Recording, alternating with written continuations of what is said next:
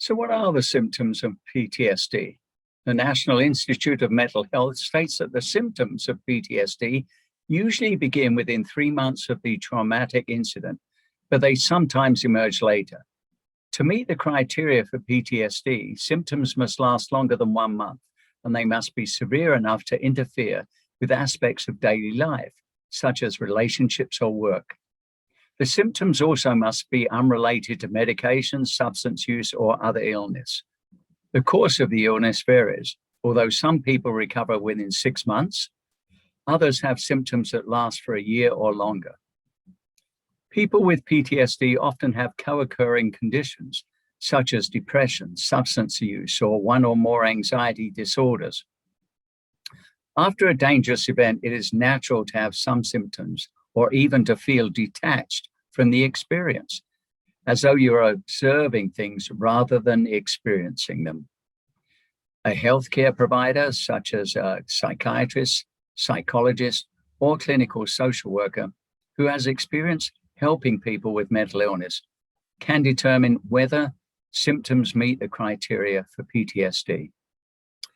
To be diagnosed with PTSD, an adult must have all of the following for at least 1 month: at least one re-experiencing symptom, at least one avoidance symptom, at least 2 arousal and reactivity symptoms, at least 2 cognition and mood symptoms, re-experiencing symptoms, flashbacks, reliving the traumatic event, including physical symptoms such as racing heart or sweating.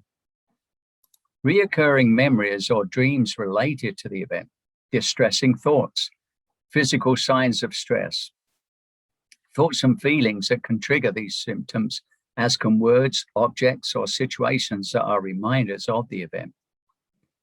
Avoidance symptoms, staying away from places, events, or objects that are reminders of the experience, avoiding thoughts or feelings related to the traumatic event. Avoidance symptoms may cause people to change their routine. For example, after a serious car accident, a person may avoid driving or even riding in a car. Arousal and reactivity symptoms, being easily startled, feeling tense, on guard, or on edge, having difficulty concentrating, having difficulty falling asleep or staying asleep, feeling irritable and having angry or aggressive outbursts, engaging in risky, reckless, or destructive behavior. Arousal symptoms are often present. They can lead to feelings of stress and anger and may interfere with parts of daily life, such as sleeping, eating, or concentrating. Cognition and mood symptoms, trouble remembering key features of the traumatic event. Negative thoughts about oneself or the world. Distorted thoughts about the event that cause feelings of blame. Ongoing negative emotions, such as fear, anger, guilt, or shame. Loss of interest in previous activities, feelings of social isolation, difficulty feeling positive emotions such as happiness or satisfaction. Cognition and mood symptoms can begin or worsen after the traumatic event and can lead a person to feel detached from family or friends. How do children and teens react to trauma? Children and teens can have extreme reactions to trauma, but their symptoms may not be the same as those seen in adults. In young children under the age of 6, symptoms can include wetting the bed after having learned to use the toilet, forgetting how or being unable to talk, acting out the scary event during playtime, being unusually clingy with a parent or other adult. Older children and teens usually show symptoms more like those seen in adults.